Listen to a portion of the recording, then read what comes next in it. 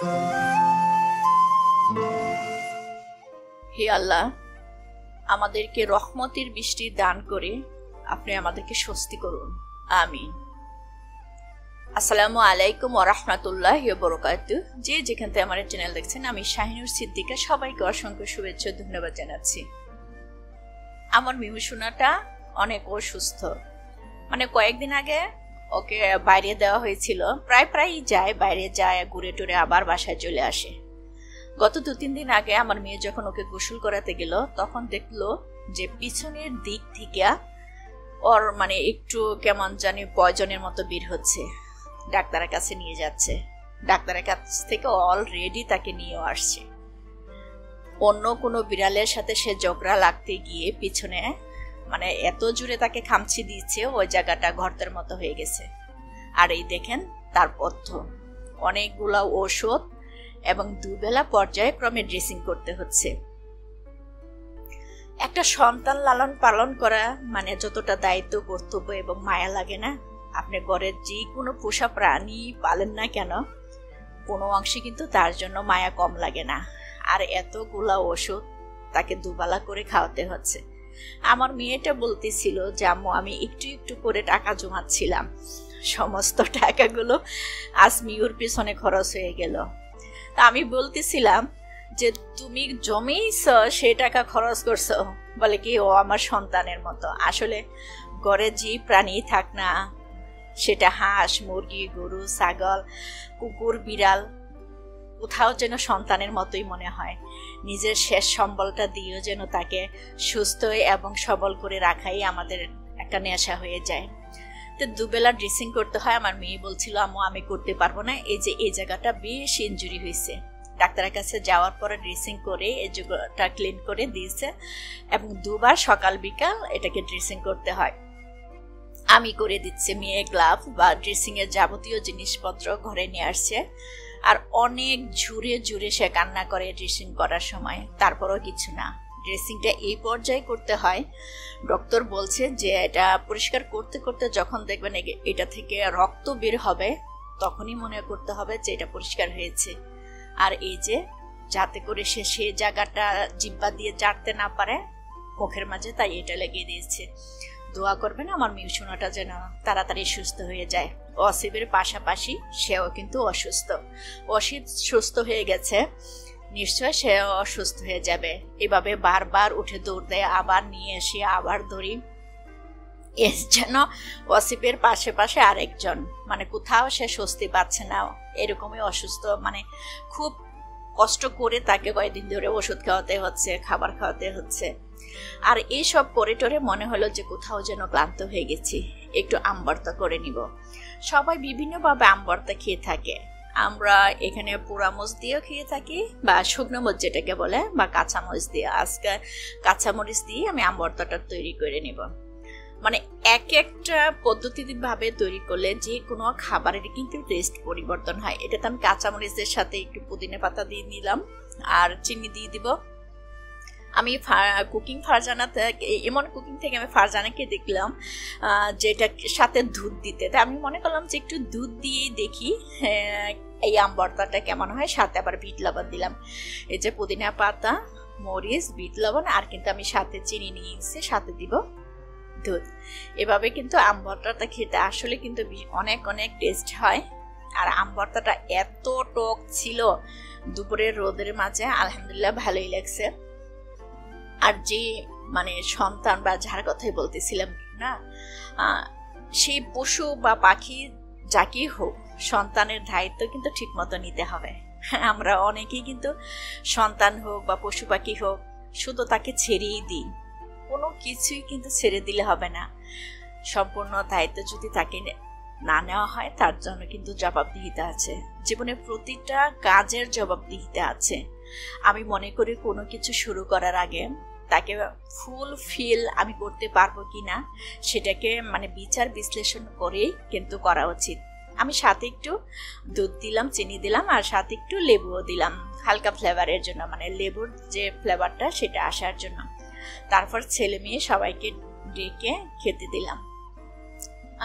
আমার ছেলেটা এগুলো তেমন মানে এই খাবার সেই খাবার তেমনই পছন্দ করে না, কিন্তু মেয়ে আলহামদুলিল্লাহ আলহামদুলিল্লাহ কোনো খাবার কোনো রান্না মানে তার কোনো মানে কি বলে অরুচি নাই। অরুচি বলতে আসে না যে মেয়ে বাচ্চারা এটা খেতে চায় না সেটা খেতে চায় না, এটা আমার ছেলে করে, কিন্তু আমার মেয়ে না, সব কিছুই কিছু না কিছু হলো সে খাবে।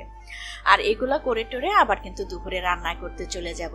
আজকে যেহেতু আম দিয়ে ছড়াছড়ি, তাই মনে হলো যে এই রোদ্রে আবার যদি আম দিয়ে একটু টক ডাল রান্না করি তাও ভালো লাগবে। আমি আম দিয়ে টক ডাল রান্না করব, মসুরের ডালটা সাথে থাকবে সজনে ডাঁটা। এই যে মেয়ের কথা বলছিলাম, মেয়ে বলতেছিল যে সজনে ডাঁটা দিয়ে আম দিয়ে ডাল রান্নাটা ওর নাকি ভীষণ ভীষণ পছন্দ। তো ওর কথা চিন্তা করে আমি আমটা রান্না করে ডালটা এইভাবেই রান্না করে নিচ্ছি, আর আমাদের জন্য রান্না করে নিব।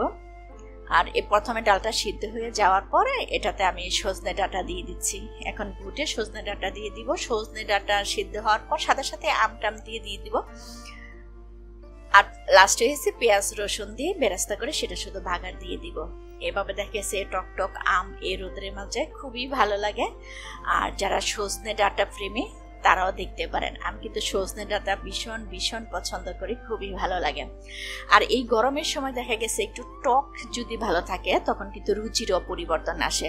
বিশেষ করে এখন কিন্তু সবার জ্বর ঠান্ডা এগুলো হচ্ছে। আর তখন খাবারের ভিন্নতা আনার জন্য আপনি যে কোনো একটা টক খাবার কিন্তু দুপুরে খাবারে রাখতে পারেন। আর এই যে পেঁয়াজ রসুনটা একটু বেরেস্তার মতো করে ভেজে আমি সেটাতে ফোড়ন বা বাগার যাই বলে সেটা দিয়ে দিলাম। হয়ে গেছে আমার সজনে ডাঁটা আর আম দিয়ে টক ডাল রান্না। এই যে প্রতিদিন কিছু না কিছু রুচির পরিবর্তন করে দিবেন। তারপরে দেখি কিছুটা অল্প পরিমাণ মাংস ছিল, সে মাংসটাও রান্না করে নিলাম। আর আমি এখন গরমের মাঝে দেখা গেছে একদিন রান্না করতেছি, দুদিন খাচ্ছি, এভাবেই চলছে। মুরগির মাংস রান্না শেষে আর বের করতে মানে ফ্রিজতে মাংস বের করতে যেয়ে দেখলাম যে গরুর কিছু মাংস আছে এবং সেটা মনে হচ্ছে যে একটু অন্যরকম হয়ে যাচ্ছে। ঈদের সময় মাংস ছিল, রোজার। আর সেই মাংসটা আমার মেয়ে বললো যে একটু কালো ভুনা করো। তাই কালো ভুনার জন্য আমি রাঁধুনির যে কালো ভুনার মশলাটা সেটা নিয়ে নিলাম। আর সবসময় আমি প্যাকেটে যেভাবে রন্ধন পদ্ধতিটা ছিল সেটার সাথে কিছুটা ফলো করলাম, বাকিটা আমার মানে পছন্দ মতো ফলো করলাম। দেখেন বাইরে কি প্রচণ্ড গরম। এটা কিন্তু আমার পশ্চিম দিক, আমার রান্নাঘরটার এই দিকটা পশ্চিম দিক। আর 10টা থেকে সে যে সূর্য অস্ত যাওয়ার আগ পর্যন্ত এখানে কিন্তু এরকমই রোদ থাকে, প্রচণ্ড রোদ থাকে। তো দেখা গেছে যে রান্না করার আগেই মানে দুপুরের আগে আমি সবসময় চেষ্টা করি রান্নাটা শেষ করতে।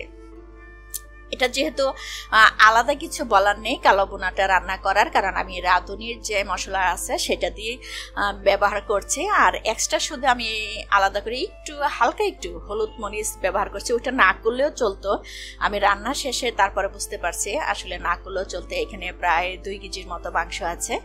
আর আমি মাতবরি করে ওই যে বললাম না, একটু পণ্ডিতি করে কি করছে আলাদা করে কিছু আদা রসুন এগুলো দিয়ে দিলাম, হলুদ মরিচ দিয়ে দিলাম। হ্যাঁ, পণ্ডিতি করছে এর জন্য কারণ আমি কিন্তু পণ্ডিত বাড়ির বউ, এর জন্য সবকিছুতে একটু পণ্ডিতি করা মনে হয় আমার একটা অভ্যাস, যে নিজের মতো করে একটু পণ্ডিতি করি। আর এই পণ্ডিতি করতে গেলেই মনে হয়েছে যে মাংসটা একটু ঝাল ঝাল লাগছিল, তাই প্যাকেটে যেভাবে আছে আপনারা ওইভাবেই করতে পারেন। আমার মতো পণ্ডিতি না করলে ভালোই লাগবে। আর যদি একটু ঝালখোর বেশি হয় না আমার মতো, তাহলে পণ্ডিতি করলেও কোনো সমস্যা নাই। আর এই যে বেশি করে পেঁয়াজ সব কিছু দিয়ে সয়া সস টমেটো সস একসাথে মাখিয়ে এটা বসিয়ে দিব। তারপর আমার ইন্ডাকশন চুলার মাঝে যে কড়াইটাতে আমি রান্না করি, এটা মানে ছোটোখাটো রান্নার জন্য, ছোটোখাটো রান্না মানে আমাদের 1 কেজি 1.5 কেজি মাংস হবে, এখানে প্রায় 2 কেজির মতোই বা 2 কেজির উপরে হবে। আমি এই ছোট্ট মানে কড়াইটাতে প্রথম দিয়ে দিলাম। আমি এতই পণ্ডিত, আমার একটু মাথায় আসে নাই যে এটা যে দিচ্ছি এটাতে নাড়বো কিভাবে, দিচ্ছি তখন আমার টনক নড়ে নাই যে এটা থেকে আমি উঠিয়ে ফেলি। দেখছেন মাঝে মাঝে এরকম হয় আমার। এখন নাড়তে যায় মনে হয়েছে ওরে মারে মা এত পড়ে যাচ্ছে, আর এটাতে যখন পানি দিব বা আরেকটু সিদ্ধ হওয়ার জন্য তখন কি হবে, তখন মনে হলো যে যা এখন এটাকে চেঞ্জ করা যায়। রাইস কুকারটা যে আছে তার যে একটা মানে হাড়ি আছে, এটা আমি ভুলেই গেছিলাম। আমি কিন্তু এতটাই মন ভোলা। আর আমার জন্য দোয়া করেন তো, আমার এই মন ভোলা রূপটার জন্য একদম না থাকে। দেখেন এখন মাংসটাও স্বস্তি পাচ্ছে বাবা, একটা ঢিলা ডালা পাতিলে যেয়ে, আর আমি একটা স্বস্তি পাচ্ছি নেড়ে টেড়ে। আর এভাবেই বসিয়ে দিলাম। আর কালো বোনাতে আমি কাউকে আলো দিতে দেখি নাই, কিন্তু ওই যে আমার বড় ছেলে আলোখুর, ও কিন্তু আলো চাবেই চাবে। যেটাতে আলো না চলে তার জন্য হলো এক টুকরা দিতে হবে, না হলে সে, আমি যদি বলি যে এই তরকারিতে আজকে আলো দেই নাই, তারপরে সে খুঁজবে যে কোথাও যদি একটা টুকরা পাওয়া যায়। তো ছেলের কথা চিন্তা করে কালো ভুনার মাঝে 2টা আলো দিয়ে দিলাম। আমার মতো অনেকেই হয়তো এরকম মানে সন্তানের কথা চিন্তা করে, যেটার সাথে যাবে না তখনও কিন্তু সেটাতে দিতে হয়। ওই যে সব কিছুই তো ছেলে মেয়ের চিন্তা।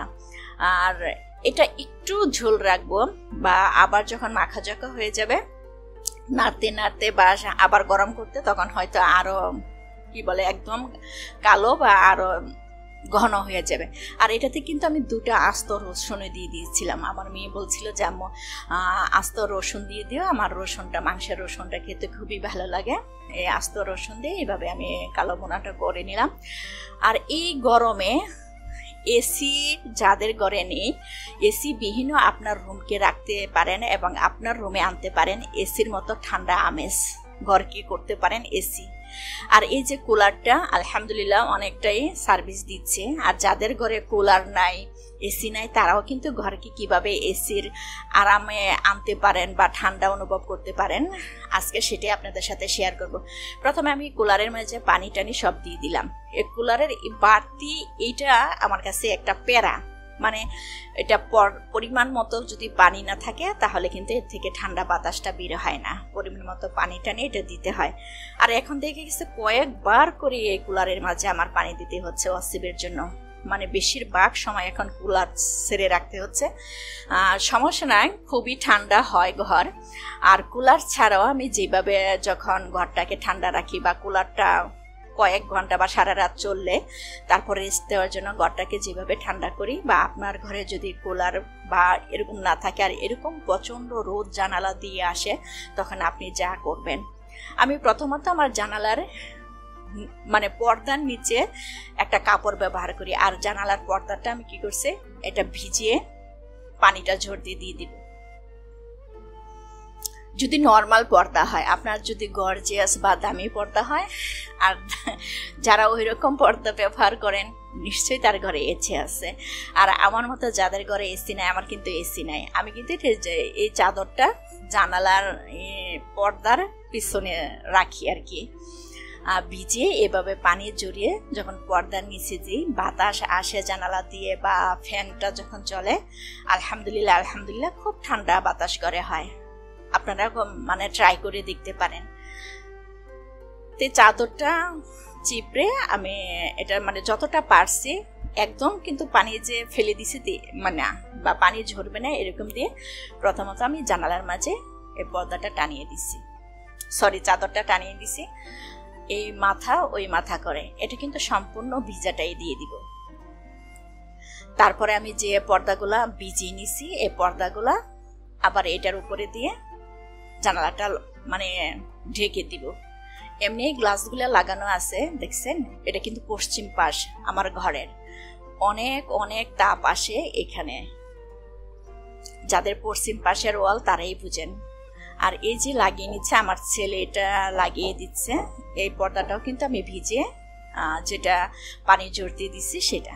আর এই যে এইভাবে দেখেন, এখন যে বাতাসটা বাইরে থেকে আসতেছে সে তাপটা আসবে না কিন্তু, আর বাতাসটা কিন্তু গায়ে ঠান্ডা লাগবে। যাদের মানে রোদ আসতেছে জানালাদা, তারা এরকম করতে পারেন। এসি থাকলেও আপনি করতে পারেন ঘরটাকে আরামদায়ক রাখার জন্য, কারণ এসিতেও তো প্রচুর বিল আসছে। আর এটা করতে যদি আপনি ঝামেলা মনে করেন, তারপরে যদি আপনার কাছে এরকম স্প্রে করার মতো কোনো একটা বোতল থাকে, শুধু পর্দার মাঝে এভাবে স্প্রে করে পুরো পর্দাটা আপনি কি ভিজিয়ে দিতে পারেন, উপর থেকে নিচ পর্যন্ত এভাবে আস্তে ধীরে ভিজিয়ে আসতে পারেন। মনে করেন আপনি সে পানি ভিজিয়ে সেভাবে করতেও পর্দা ভিজিয়ে হয়তো সময় নেই, ঘরে কোনো স্প্রে মানে কিছুও নাই, তাহলে আমার মতো যদি আপনার কাছে কোনো খালি একটা বোতল থাকে, আর কাঁটা চামিচ থাকে, আপনি কাঁটা চামিচটা আগুনে পুড়ে বোতলের মুখটা ছিদ্র করে এটাতে একটা স্প্রে করার মতো তৈরি করে নিতে পারেন।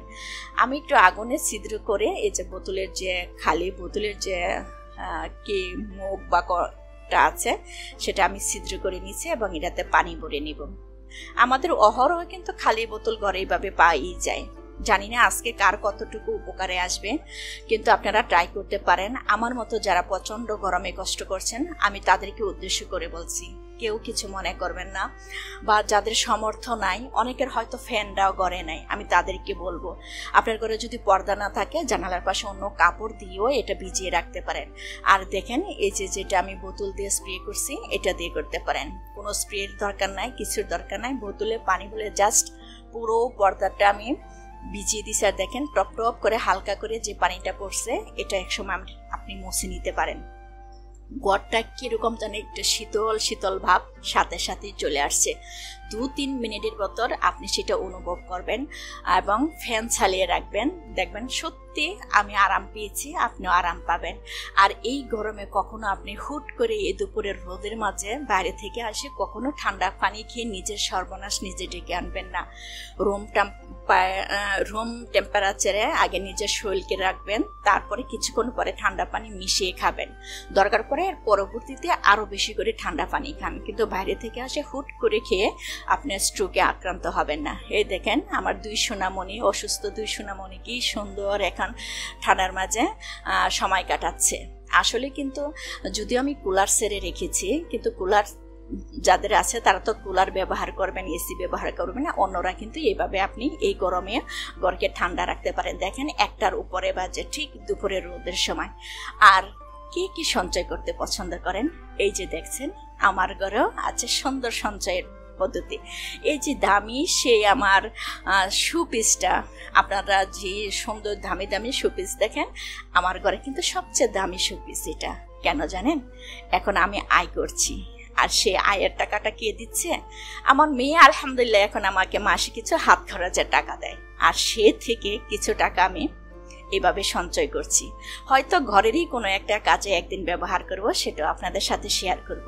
তা আপনার স্বপ্নকে পূরণ করতে আপনি ছোট ছোট কিছু আয় থেকে এভাবে আপনি সঞ্চয় করে রাখতে পারবেন আপনার নির্দিষ্ট কোনো ব্যাংকে, সেটা সোনালী রূপালী বা জনতা ব্যাংক নাই বা হোক, নিজের ঘরে যে সুন্দর একটা সুফিস নাম মতো একটা ব্যাংক আছে তাতেই বা দোষ কি? আমরা এইভাবে সঞ্চয় করব, এগিয়ে যাব। আসসালামু আলাইকুম ওয়া রাহমাতুল্লাহি ওয়া বারাকাতুহু।